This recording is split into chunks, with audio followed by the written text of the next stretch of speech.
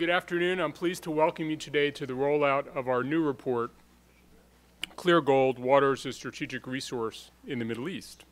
I want to thank my old friend, the Yemeni ambassador, for coming, and I want to welcome all the other distinguished guests who are here.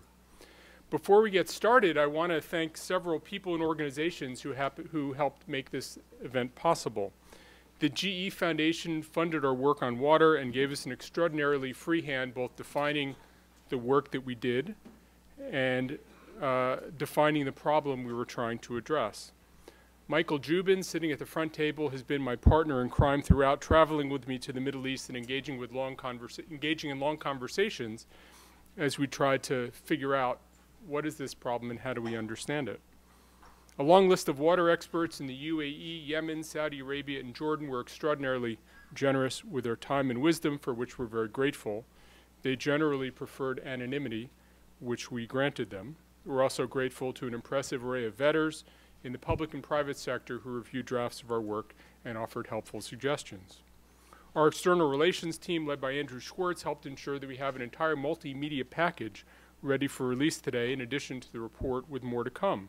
On our website, you'll not only find the report in English and Arabic, but several brief videos that help boil down the findings of the report, one of which we'll watch a little bit later.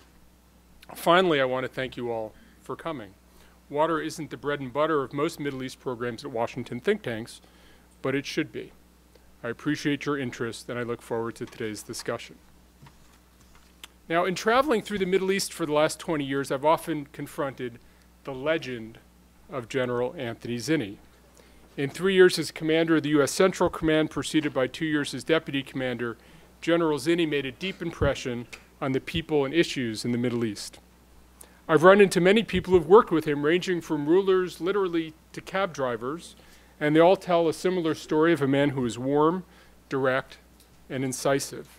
In my own time in Washington, every time I've heard General Zinni speak, I've been struck by his analytical rigor, his firm grasp of the issues, and his abundant common sense.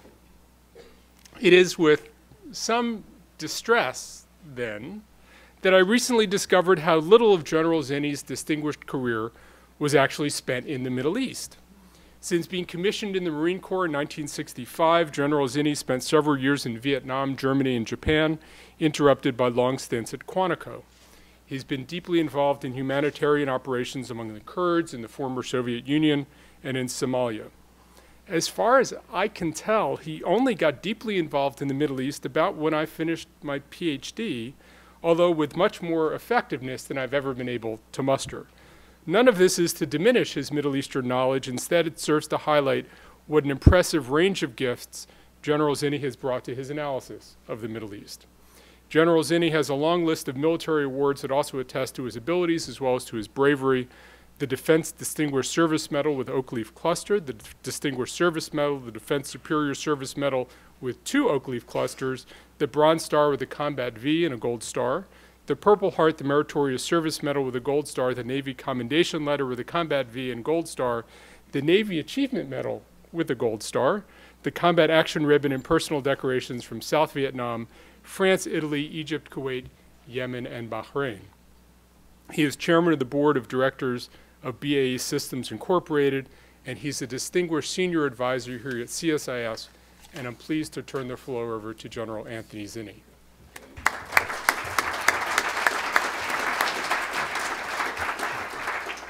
Well, I want to thank John for that excellent eulogy. I'll remember you in my will. I was impressed with the study when John contacted me and told me about the work he was doing on this issue of water. And ever since my involvement in the Middle East, going back now in excess of 2 decades, this has always been an issue that was underlying some other issues. You certainly don't want for issues and causes for potential conflict or friction in the Middle East, but it always struck me from my time at CENTCOM and even before that this was an issue that didn't get a lot of attention. A few years ago, I was on a study along with 11 other retired 4-stars looking at the effects of climate change, and we broke it down into our respective regions, and I had the Middle East. And that work with Sherry Goodman, who was the former Assistant Secretary of Defense for environmental issues, really pointed out how we had a growing problem that was underneath the surface. And certainly in the Middle East, it manifests itself in terms of the requirements for water and the other issues built around water. If you're familiar, which I'm sure everybody in this room is, historically with the Middle East, obviously water's always been an issue, but recently, in recent decades, it's become a greater issue. There are in the Middle East classic historical hydraulic societies, Egypt in its relationship with the Nile, obviously Iraq with the Euphrates and Tigris rivers, the Jordan as it affects Israel and Jordan and Palestinian territories and other areas. But water has defined the Middle East. I was thinking earlier today on the way over here about a discussion I had with George Tenet when he's director of CIA. He had called me up when I was at CENTCOM and said he wanted to come down and spend some time talking about, he said, your part of the world. And he said, I want to take a look at your part of the world from your eyes. And I thought, geez, George, you know, you see all the intelligence. What do you need to know? He said, I want context. I want to understand how to take everything I see or the intelligence I get, the analysis I see, and how to put it into context. He said, what do I need to know? And I said, George, you know, just from my short experience, there are several things that give you context. Understanding things like Islam, the desert, the colonial history. There are about 8 things that you really have to have a depth of understanding and knowledge. You have to see certain places. You have to talk to certain people. You have to get all 6 senses involved in it to be able to understand it. And one of them that we talked about was the issue of the environment and of water in particular. You know, there are reasons why this problem's becoming greater now. There's increased demand, and I've seen this grow in the last 2 or 3 decades for obvious reasons. One is obviously the population growth that has happened and therefore greater demands. But certainly for those of you that have been involved in the Middle East, you've seen this drive to quote, green the desert. And it stretches everywhere from Israel all the way down the Gulf states and into the Arabian Peninsula, you know, and you can see the attraction to green the desert, not only the benefits of agriculture, but just the idea that you could turn the desert into something that gives the population not only resources, food, and other things, but presents such a wonderful legacy to rulers and leaders that want to do this. But it comes at a cost. It comes at a cost at the depletion of water resources in order to be able to do that. Another factor on this increased demand that we see not only in the Middle East, but I saw at the time in the other component parts of CENTCOM in Africa and Central Asia and elsewhere, was the increased urbanization. More and more people moving to the cities. The demands for water in the cities obviously rise for sanitation, for consumption needs, and for a variety of other purposes. And that rise in urbanization, I think about 3 or 4 years ago, we crossed a mark in the history of mankind where now more human beings live in cities than they do outside of cities. And that further adds pressure. We see the depletion of these resources, part of which from this demand, part of it from the effects of climate change. I think water resources now are beginning to dry up in places where we have dependency on glacial water systems, where water systems may change, where increasing desertification of the environment might take place, where we have stretches of droughts. I just saw yesterday how relieved everybody was to see a rainstorm over the Sea of Galilee because it had fallen 17 feet below its average level, and the problems that creates on all sides of the Galilee. When I was the special envoy to the Middle East, we defined 10 final status issues that had to work and had to be worked out. And water, management of water resources, access to water was one of them. We also see increased tension over upstream activities. You know, obviously people want to take the benefits of water to look at energy resources, damming them, use in manufacturing or agricultural practices. And where you have multiple societies dependent on a water resource, a river, that becomes an issue. And it could become an issue of tension. We saw the issue between Turkey and Syria I certainly saw this when I was in Central Asia between Kyrgyzstan and Uzbekistan and elsewhere, the potential for these sorts of issues to arise with the Nile and in terms of its upstream management use, in some ways diversion, and what it might cause and the problems it might lead to in some sort of friction. Added to all this, obviously, is the problem of pollution. Again, it doesn't take an expert to look at what goes on in the industrialization, the practices of agriculture and the use of it, the increased use of pesticides and agricultural fertilizers, and all the things that can add to pollution of these resources. And as we see the aquifers really beginning to be overtaxed, we see potential problems. Ambassador Hadri, who I have great respect for and have known for a number of years here, and certainly we know the issue at Sana'a, the capital of Yemen, where that aquifer has a handful of years left in it. The aquifer at Gaza, because of the demands there, the potential for it becoming saline if it sinks too far. All these issues become major problems, and added to this, you have the cultural aspects. And unlike maybe the West or elsewhere, commercialization of water conservation has not been something that policy or cultural views of this sort of thing have allowed to take place. So the idea that we might charge for water in order to encourage more conservation, where there have been awareness programs, education programs, it hasn't really evolved in the same way. Again, further adding to the problems. Technological solutions are expensive. In some places, nations can afford desalination. Over the years, I've watched desalination pay close attention to it because of the importance in this part of the world, and the cost of desalination have been coming down and becoming much more affordable. But even where you may have access to the sea, and desalination is a viable means of increasing the volume of water, you may not have the investment in a distribution system that can get it there. If you look at countries like Yemen and Jordan, where there may be a potential for desalination along their coastlines, then there's going to be tremendous expense, the technology involved in providing a distribution system that gets it somewhere else. The result of this strain, underneath all the other issues and problems we have, are the potential, obviously, for conflict. I think we've been fortunate so far that these issues haven't manifested themselves in a major confrontation or conflict, and it's a tribute to diplomats and others that have tried to work together. There are obviously health issues that come with this, in terms of pollution, in terms of practices that in some ways contaminate the water, where you do have a change in climate coming about. Those health issues could create significant problems and significant diseases that could cause epidemics. You have the problem of migrations that could take place, strains and pressures that puts on wherever those migrations lead to. And of course, one of the aspects of mass migration is the further increase in urbanization. As I mentioned to you before, in negotiations and trying to resolve conflicts based on other reasons, like the Middle East peace process, this is going to play a major role. And you also have the issue of competing claims on water resources.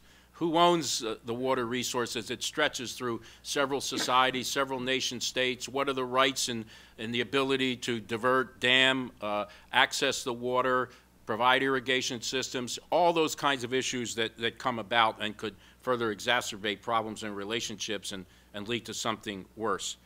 I think, and as the study points out, and as I know John is expert and can talk to in doing all this, we need to look at the technology. This needs to be a global issue, not just an individual country issue.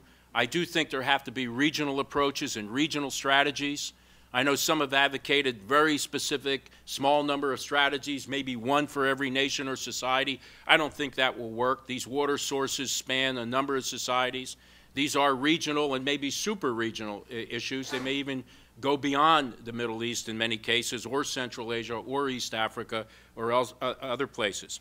What can we do in terms of advancing the technology and treatment and production and reuse, and maybe taking the advantage of desalination, finding economical ways of distribution? I think we have to develop programs of awareness, conservation policies, change in cultural attitudes toward water.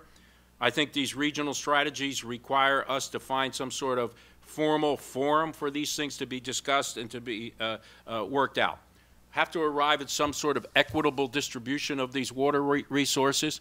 And I think for all of us that have been involved in this over a period of time, we see this as an underlying but growing problem that when thrown on the heap of all the other problems we face in the Middle East could make those problems worse, or in and of itself could become a major issue for conflict, confrontation, problems that will result in societies bearing the effects of this in a very negative way.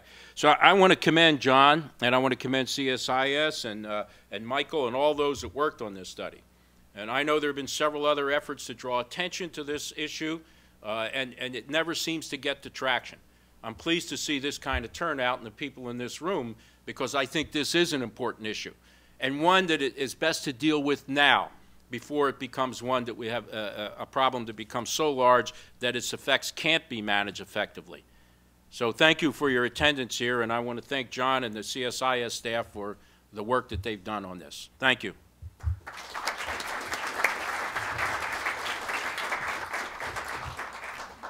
Thank you very much, General Zinni. As we try to draw attention to this, we hope that we've put this in a way that sort of makes sense and makes it make sense not just to a water community. I know there are several people here who are deeply expert on water, but to make sense to the knuckleheads like me who just pay attention to the Middle East and to try to connect it to the things we care about. So where we'd like to go is first give you a sense about how we got here, talk a little bit about scarcity, talk about the politics of water, the consequences of water plenty, the consequences of water scarcity, and then talk about some potential solutions to how this all works. There have been about 20 years worth of literature about water wars. Since about the late 1980s, early 1990s, people talked about how there were going to be wars in the Middle East over water. And yet, there haven't been wars in the Middle East over water. As General Zinni talked about, you have these major basins, the Jordan River Basin, the Tigris and Euphrates Basin, the Nile Basin. And yet, diplomats have always been able to manage conflict over access to water. So there seemed to me that there's something wrong with the analysis. And we started to think through this problem, and we came up with something. I'm going to start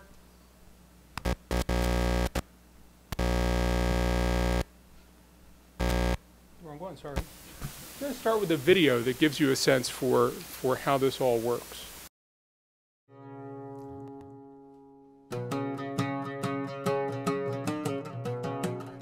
A single tanker truck like this one sells as many as 10 truckloads of water every day in the city of Sana'a. For many Yemenis, tankers are the only way to get reliable water. Some city wells have gone so dry that residents need oil drilling equipment to keep looking for water, and they often come up empty. In the countryside, women often have to walk for hours on end for water.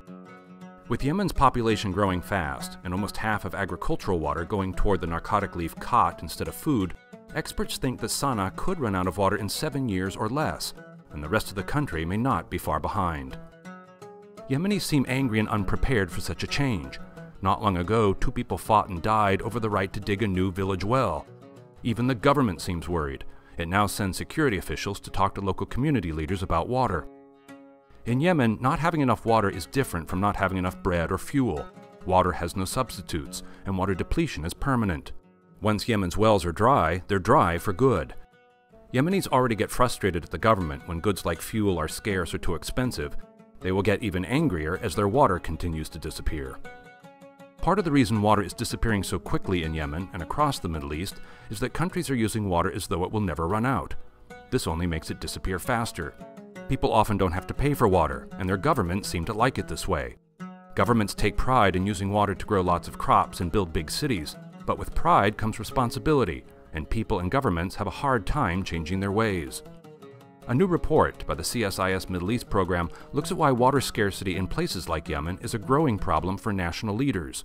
As one author explains, by using water to secure power, national leaders have actually made themselves less secure. The future will be different from the past. Water depletion in places like Yemen is not like anything the Middle East has ever seen. it may create political challenges that are just as unfamiliar. Yemen is the most worrisome example, but clearly not the only one.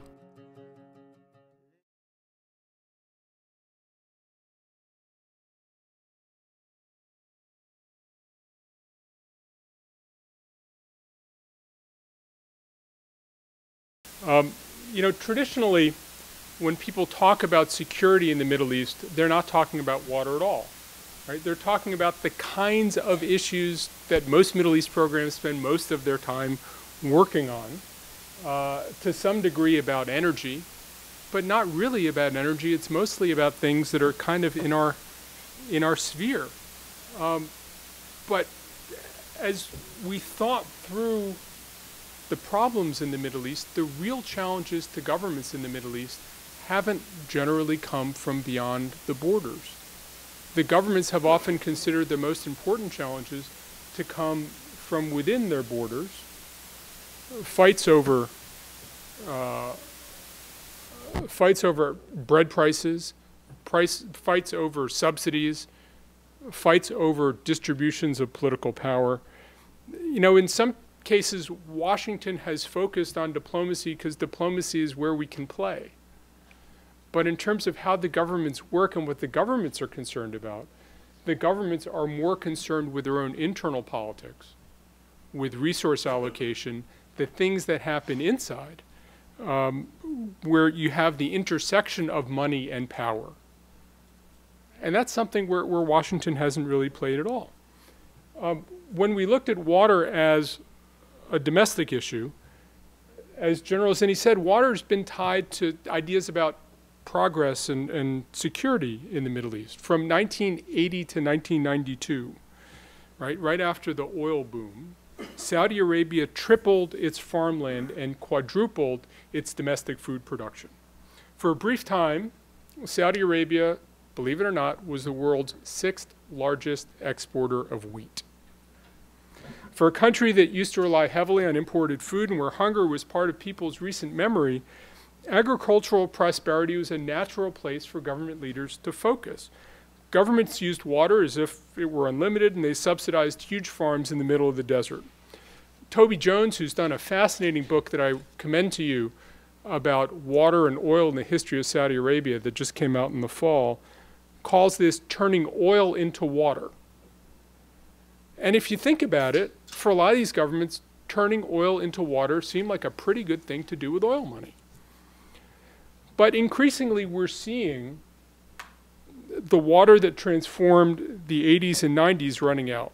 Wells need to be dug deeper. They're often saltier. Land is lying fallow. In many places, water supplies have gone so dry that residents must buy water trucked in from distant areas. The water miracle can't go on forever. All right, so let's talk a little bit about scarcity.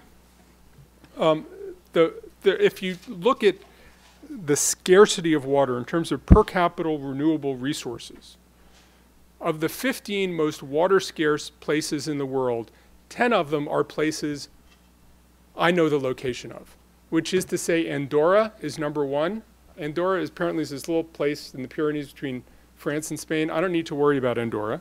But I do need to worry about places like Kuwait, the United Arab Emirates, Qatar, Saudi Arabia, Libya, Jordan, Bahrain, Yemen, Palestine, and Israel. That's 10 of your top 15. In the red zone, all in the Middle East.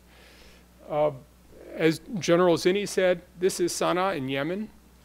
Sana'a is expected to run out of groundwater in 2017. Run out of groundwater in 2017.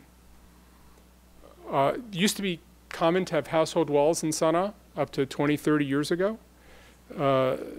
They've disappeared. Underground water levels are falling in an estimated 4 to 6 meters a year. There are lots of reasons why water is disappearing in Yemen. There's certainly not one single reason, but some of it's going away because of agricultural policies. In Yemen, almost half of all fresh water is used to irrigate the narcotic leaf khat. Khat cultivation produces lots and lots of jobs in the countryside. And subsidized diesel fuel makes it cheaper to dig wells and run pumps. But it's a short-term employment program and a long-term disaster. In a country like the United Arab Emirates, which desalinates huge amounts of water every year. All over the Middle East, about 2/3 of the entire world's desalination capacity is in the Middle East. But it's really energy intensive. Saudi Arabia uses 65% of their domestic energy use is for desalination, not for transportation, not for a whole bunch of other things. But it's expensive to run. If you look at where the United Arab Emirates, this is Abu Dhabi, 25% of their desalinated water is going toward the sorts of things you'd think about desalinated water going toward, which is drinking and sanitation. 75% of it is going toward things like gardening, car washing, right? Industry, it's stuff where, why are you using expensive water to do that? And the reason is because it's not expensive for the end user. And their water demand is going up 7 or 8% a year. To get a sense for really how all this water works, I want to talk about milk. I want to talk about milk in Saudi Arabia. Saudi Arabia has put more than $1 billion into developing its dairy industry. And it has the world's largest integrated dairy farm, which is to say 37,000 heads of cattle. And they grow feed, and they make the bottles on the plant. It's all done 60 miles southeast of Riyadh. And they pump water on the farm from a series of wells, some of which go a mile deep. Saudi Arabia is one of the region's largest exporters of dairy products, sending more than $300 million of dairy products around the region. And yet, it takes more than 2,300 gallons of water to produce a gallon of milk in Saudi Arabia. So see that little red dot there? That little red dot is your 1 gallon of milk, and the rest of it are all gallons of water that you're pumping from underground. Every time a gallon of milk is sent next door to the UAE, it represents the export of 2,300 gallons of water. Saudi Arabia uses 20 billion cubic meters of non-renewable groundwater every year for agriculture, which is the equivalent of 3 months of all the water that crashes over Niagara Falls. 2/3 of Saudi Arabia's water use in the last 3 decades is non-renewable groundwater. So you can look at all this stuff and say, well, this is all crazy. It doesn't make any sense. Why would anybody do it this way? But I think it's worth thinking about, why do people do it this way? Because there are a lot of reasons, if you look at from the perspective of Middle Eastern governments, why it does make sense. And that's why we're drawn to this problem. If you think about it, there are lots of constituencies for these kinds of patterns of water use. One big constituency is farmers. Agriculture is a major employer in a lot of these rural areas, and providing water creates jobs. Somewhat higher in the food chain are some of your major landowners, some of whom are tied to the business elite, some of whom are tied to the economic elite, and some of whom are happily in both elites in the Middle East. Providing water is a way to both reward your supporters, co-opt your opponents. In 1989, according to Jones, 56% of the cultivated land in Saudi Arabia was taken up by 7,000 what are called special projects, which are large holdings controlled by either the royal family or its allies. So you have a lot of people who are in business with the guys really running the country, who have incredibly water-intensive operations, incredibly water-intensive businesses. Another reason is where there's opposition to central government rule, or where the government wants more support, water is a way to win over the disaffected. In Yemen, water keeps tribes behaving. And deep wells, as I said, are facilitated by diesel subsidies, so it's all part of, it's giving people a way to eat today. It's keeping the country together today. And if there's no country together today, it's no use talking about what the world's going to be like in 10 years, because there won't be a country in 10 years. It's not all as acute as Yemen. In Jordan, you have about a dozen big agricultural families who are politically powerful. They have large consolidated farms in the Jordan Valley. Many of them have large farms in the highlands, which rely on pumping water. In the cities, you have large Palestinian populations, and providing water to the cities keeps Palestinians on board. So water is the way that everybody is kept on board. And if there's no water, then nothing works. But it's kind of hard to use water as a tool. In a lot of places, it's hard to regulate water use. There aren't meters. Nobody really knows. People say, well, the water's on my land, so I can do whatever I want on my land. I own the land. So I have the mineral rights under the land. Water ministries are often weak players. You know, we talked to several former water ministers in the Middle East, and you get a sense for what they actually controlled. They didn't actually control an awful lot, because the agriculture ministry had some control of the water, and then you have somebody in a finance ministry or somebody else with a special deal, and you have the palace or somebody in the leadership with control to other access to water, and the water minister ends up controlling about half the water. Well, if you're only controlling half, then there's half the water you have no control over. And water ministries are not centers of power. Oftentimes also, the water minister doesn't have control over local rulers or local leaders, which makes him weak. Politically, how do you assert your control as the minister of water? Very hard to do. Once the water goes somewhere, how do you take it back? Incredibly hard to do politically.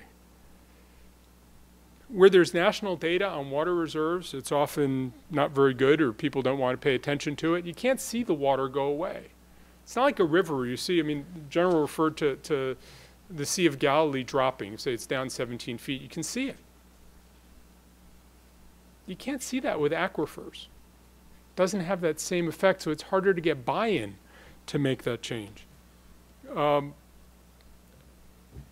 And you have this consistent problem in the Middle East where the urgent displaces the important. It's not unique to the Middle East. I would argue it's something Washington is pretty good at too, right? But few governments are really grappling with this issue. It just seems too abstract. It's too hard. It goes too close to the way things are all set up. So what does this all mean? What suggested to us as we looked at this fact is, first, the water war stuff isn't where the game is. The big game isn't across borders. That is slow enough. It involves enough diplomats or enough external parties. That can be mediated, negotiated. That doesn't tend to cause conflict. But on the domestic side, when it comes to the issue of what people expect their governments to do, that's where water really is a game changer. That's where water running out, as water will, not only in Yemen, but in Jordan and a whole range of other places. That's where that begins to become a game player. Water is deeply tied into how these countries are run. It's deeply tied into the politics. And when the water runs out, as the water runs out, it will change the game. So what does all this mean for Middle Eastern societies? So domestic groundwater is where to go. So what does this mean for Middle Eastern societies? General Zinni mentioned migration. The most basic thing is people are going to have to move to where the water is. When water is gone for good, millions of people will move within countries and between countries. This is more true in places like Yemen, which are poor, where a lot of population centers are far from the sea, and they're at high elevation. So even if you desalinated water in Yemen, you got to pump it a mile up the mountain to get to the highlands. That's a tremendous, moving water is really heavy to move. And moving water up takes a tremendous amount of energy as well. So Yemen is going to have a lot of people moving. It's less of a problem in a place like the UAE, which is wealthier, which is littoral, which means everybody lives along the seacoast, and everybody's at sea level. But desalination can play a more important role in the UAE. But in a place like Yemen, millions of Yemenis, I think, are going to leave the country, and they need a place to go. They'll be looking for jobs in neighboring countries. They'll be young and poor, which are not the kinds of characteristics that a lot of countries look for in their immigrant populations. And Yemen will be the first but not the last country where groundwater depletion has a profound effect on where people live. Another set of consequences is political unrest. Right? These countries all have political deals that keep the country together. And water over the last 30, 40 years has been a very important part of those deals. When the water goes away, the deals go away, or the deals have to be renegotiated, the deals have to be restruck. It's easy to unite a coalition in conditions of plenty, but it's much harder to do so in cases of scarcity. Right? People lose water, they're angry because they feel individually wrong from the deal they had. In a lot of cases, where do they look? They look at the government and said, this was your job, and you didn't do it. So how does that affect the way the whole elite stays together? There have been resource riots in Iraq in 2003 and 2010 over energy, in Yemen in 2005 over reduction in gasoline subsidies, in Iran, riots over gasoline subsidies, Egypt in 2008 over bread availability. In May 2010, Yemenis rioted over establishing a new village well. In 2009 in Ajloun in Jordan, they had a riot over installing new water meters. In Algeria, there were riots in 2002, 2003 over water. And it strikes me that for all these things, really groundwater running dry is much more profound. It's much more permanent.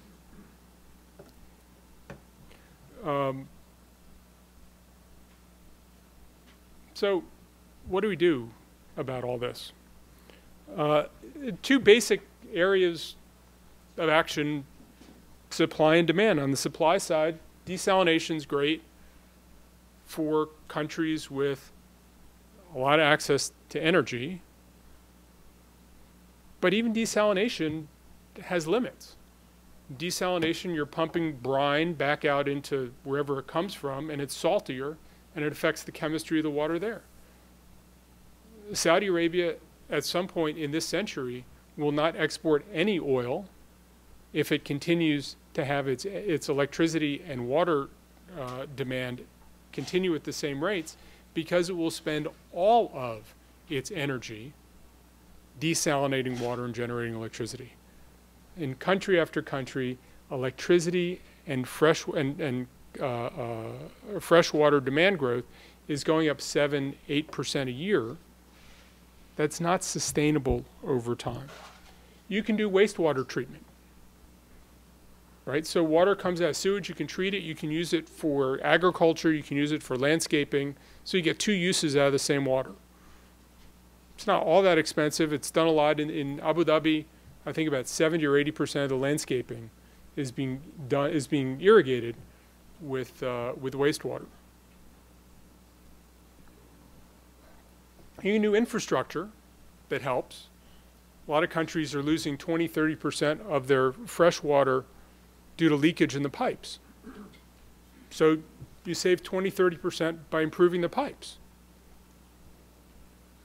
But you can't just do this on the supply side. I mean, they've been trying to do it on the supply side. There are limits to what you can do on the supply side. Ultimately, you have to do a lot on the demand side. One thing I think you have to do is you have to price it.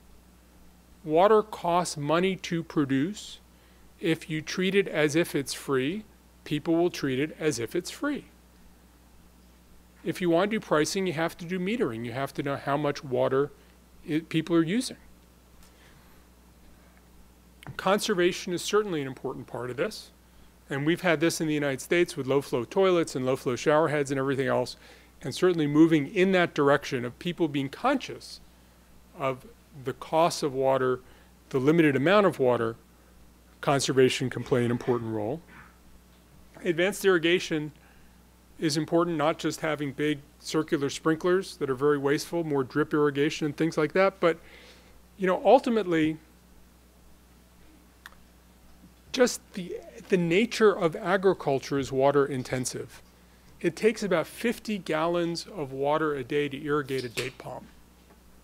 50 gallons of water a day to irrigate a date palm. And you can't grow date palms unless you irrigate them. That's a lot of water. And a date palm we think of as a desert fruit. They're growing watermelons in the desert in a lot of these countries. They're growing wheat in the desert. They're growing alfalfa. Can you sustain it? You can sustain it for a limited period of time, but ultimately you have to think about what do you really mean by food security? Right? The whole idea was that governments would grow their own food, be self-sufficient in food, so they would have greater national security. But in doing that, the governments have made themselves less secure because for a very short period of time, they're putting a very high demand on water, and a longer period of time that water won't be there. Saudi Arabia uses about 90% of its groundwater for agriculture. And it's used once, and sometimes it's exported, and then it goes away.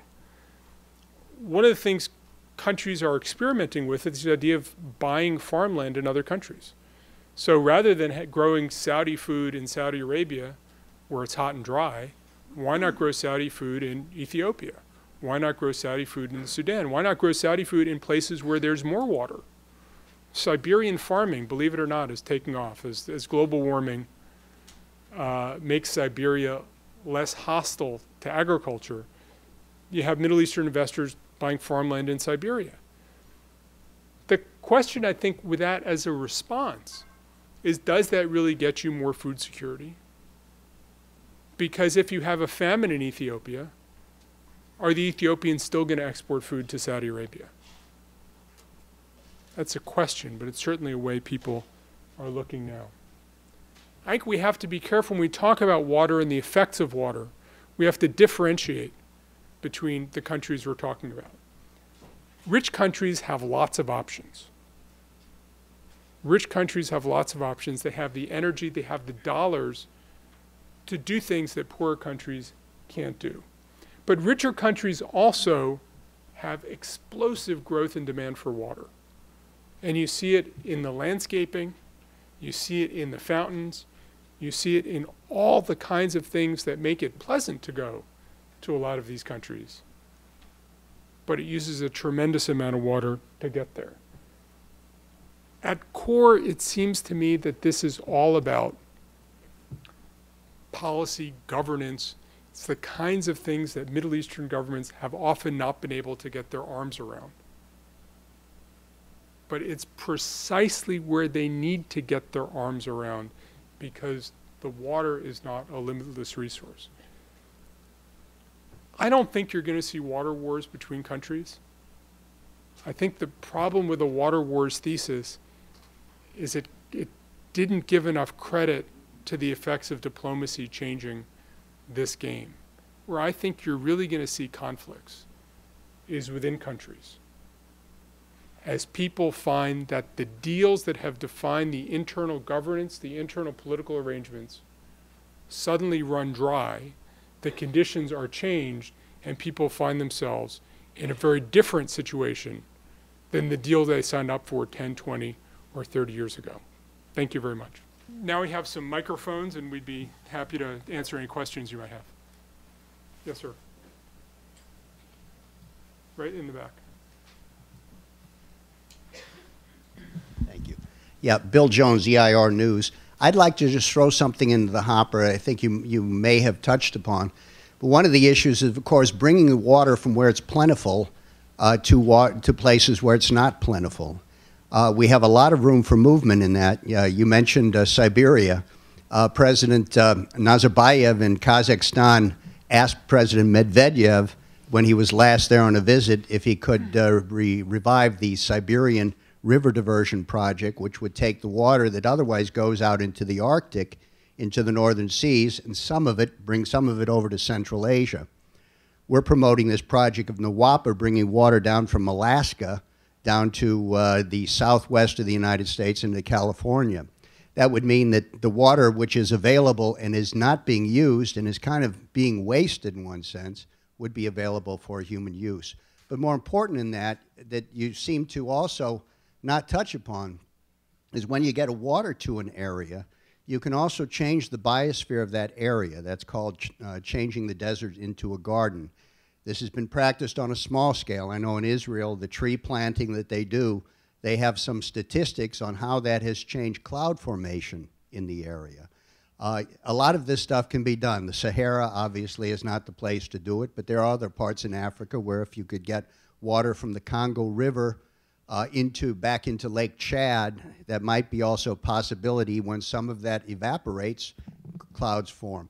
And it seems to me that from that perspective, this is not an insoluble question, but is a question of politics, of getting people to go for these kind of very, very big projects, which would resolve or help to resolve the problem which we're facing. I was just wondering if you want to comment on that. There's fear of conflict over the riparian states as Ethiopia, which doesn't get to use any water from the Nile under the old agreements, starts to think about using water, and Egypt is concerned about losing water it needs and relies on that it has under treaty. The Tigris and Euphrates basin is going drier. That's a problem because of climate change, and we haven't really talked about it. I'm not sure there's a source. There was a while, I think 20 years ago, when there was a Saudi prince who was thinking about towing icebergs down to the Middle East. That happily died a rightful death. But I think, it's just the problem of just how much water. And when you're talking about agriculture, you're talking about really substantial amounts of water, much more than I think you're going to get from many of these other plants. Yes, sir.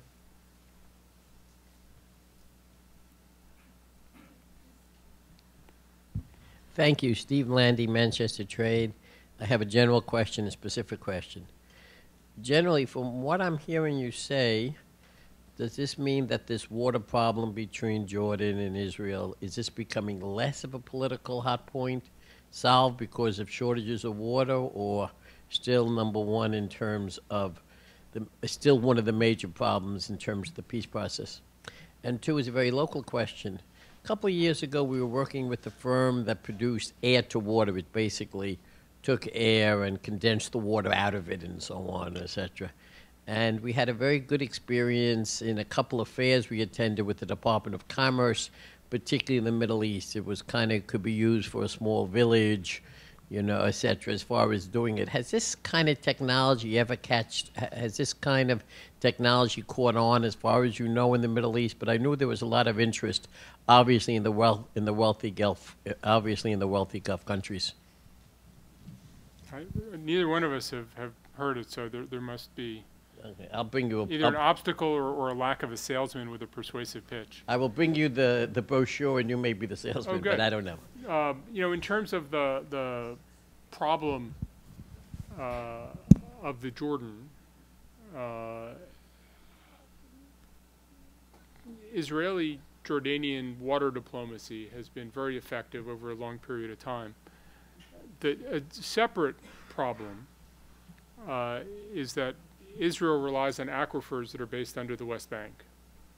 And as we think forward, because there aren't enough problems in the Arab-Israeli peace process, when you think forward to one of the very difficult ones, it is how do you work out water rights when Israel's relied on these aquifers?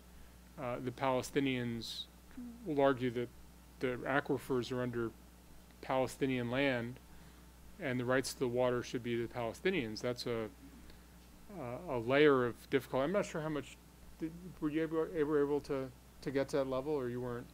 No. No. Okay. But the issue of water rights and how it would be managed, not only Israeli, Palestinian, Jordanian, but also it plays into the Golan Heights and the discussion around the Sea of Galilee and control too. So it interacts. That's why I say these things have to be discussed on a regional basis, not one-off on very specific because of the interdependence and cross requirements. Right here in the front.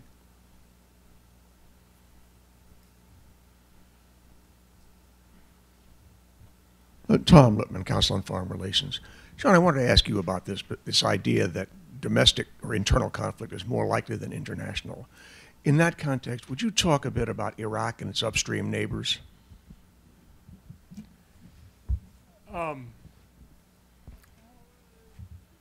There is a problem in the Tigris and Euphrates basin that the flow is diminishing, partly because of Turkish dam activity reportedly, partly because of climate change. You have a broad set of problems affecting part of Syria, which is experiencing desertification with diminished rainfall. So you generally have agricultural areas that are being dried out, combined with the long-term problems of Saddam Hussein drawing out the marshes where the Shia Arabs live in the south, which has a whole series of environmental consequences, and efforts to reverse that have taken water, and it's hard to restore that ecosystem. All that being said, it's different to have diplomats yelling at each other than to have soldiers fighting each other. And my prediction, if I had to make one, and I guess you're asking me to make one, is that this will be negotiated the way everything is negotiated. That I have a hard time imagining there will be warfare over water rights to the Tigris and Euphrates basin. That's not to say that there won't be tension, there won't be protests, there won't be people slamming doors and everything else. But at the end of the day, there's a remarkable record of countries reaching some sort of resolution on water disputes, even when at the outset you'd say this is just too big a gap to bridge. And yet diplomats have been able to bridge it over time. All the way in the back. Saud Al-Nawais, I'm the UAE's commercial attaché based here in Washington, D.C.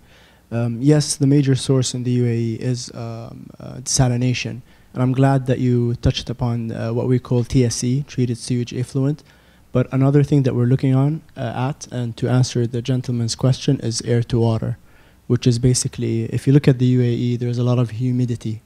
And we believe that we can actually suck this humidity, treat it, and it'll give you potable water. The only problem is most of the companies I looked at, a lot of the plants are very small. So, you know, they'll cater to a house or a building, but not necessarily to an entire city. So I think technology and innovation is going to have to play a role in that. And then another comment is the conservation.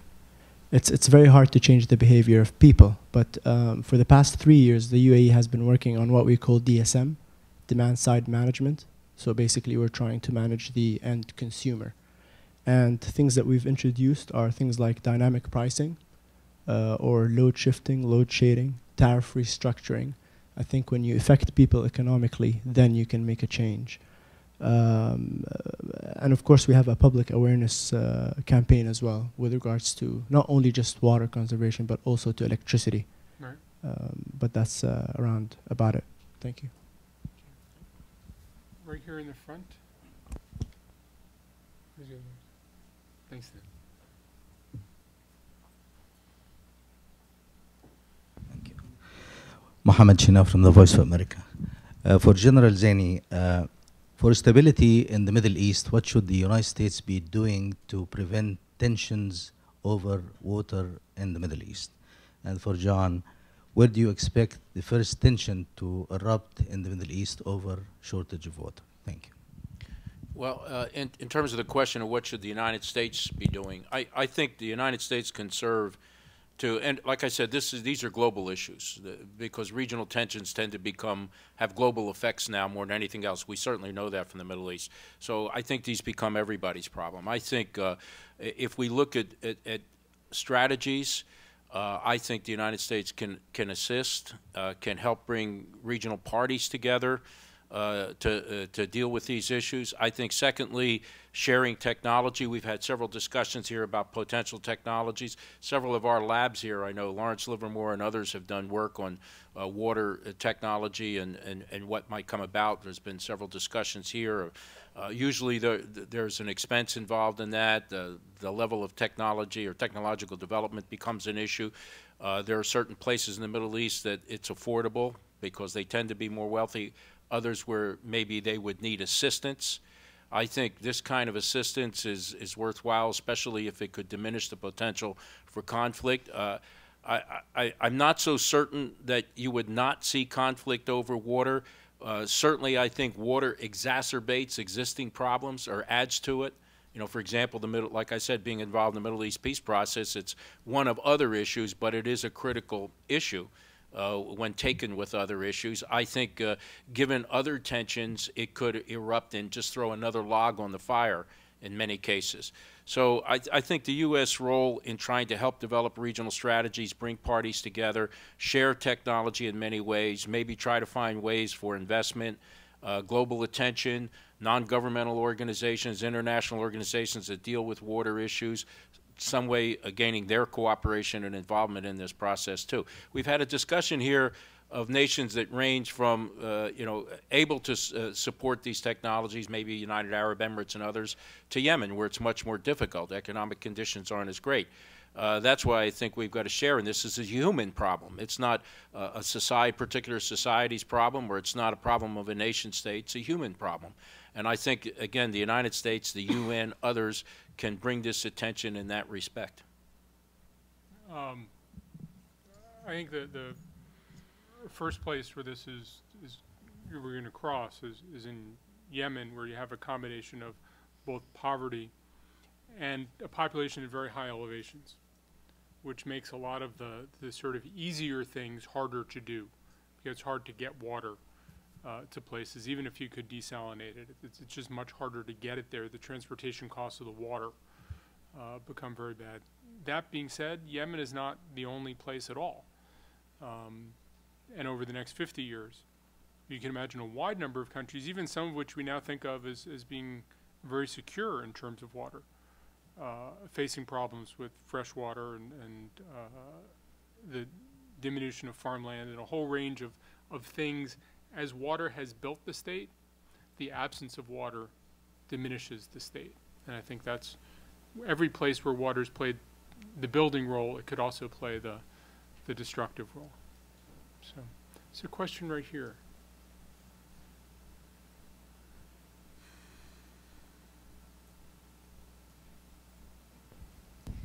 My name is Ellen Levinson. You actually just answered part of my question, but one of the problems I see, for example, in a poor country like Yemen, is some of the solutions could be very destabilizing. We're talking about metering. I mean, that's hard to even imagine. You're talking about taxing or some form of that. It's very difficult to imagine implementing that, and that could be very destabilizing. Look what happened with the food price crisis. When was that? In 2008. And you saw all the uprising in many countries. So, you know, it's a catch-22 there. So I think it will take quite a bit of assistance to help that. And I'm glad you both raised the issue of, really, it's a local issue. I mean, it's an individual right. People have this sense of their own right, and they're, you know, this is how we've done things. So it's very difficult. It's not so easy to change consumers in all environments. I mean, here in the United States, it took a long time for me not to think about, when I was a kid, throwing something out the window. So, I mean, it takes time to do that, and if we're talking about a ticking clock, it's very difficult. It will take a lot of local work at the community level, and this is very difficult, and it takes time. So I'm just wondering how you look at that. I think the other component to that is you have a lot of people who have very marginal abilities to sustain themselves, right? I mean, you have a lot of very poor farmers, and it's not like this is a hobby for them. You have millions and millions of people throughout the Middle East whose margin between starvation and survival is having essentially free access to water. So if the solution set is just you start charging them for water, they don't have the margin to be charged for water, and they don't have an alternative way to support themselves. And that's why it strikes me that this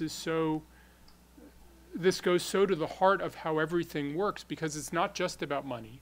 It's not just about politics. It's the whole intersection of money and politics and livelihoods, and the whole way in which these countries have been built and held together.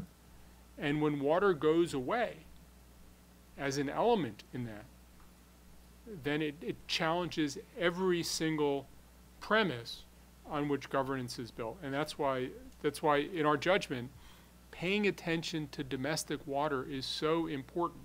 The diplomats can talk to us, and we can facilitate diplomatic meetings. We'll have all the technical people. We can do all that, right?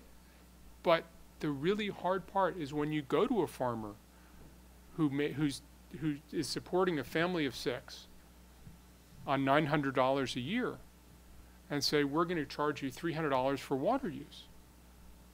There's not $300 to be found in his $900 annual income. And that's the fundamental core of this. We're going to have to go, I'm afraid, because we've lost the room. But I'm delighted that so many of you were able to come out. I'm delighted that General Zinni was able to share his wisdom, and we look forward to seeing you again as we pursue this issue further. Thank you.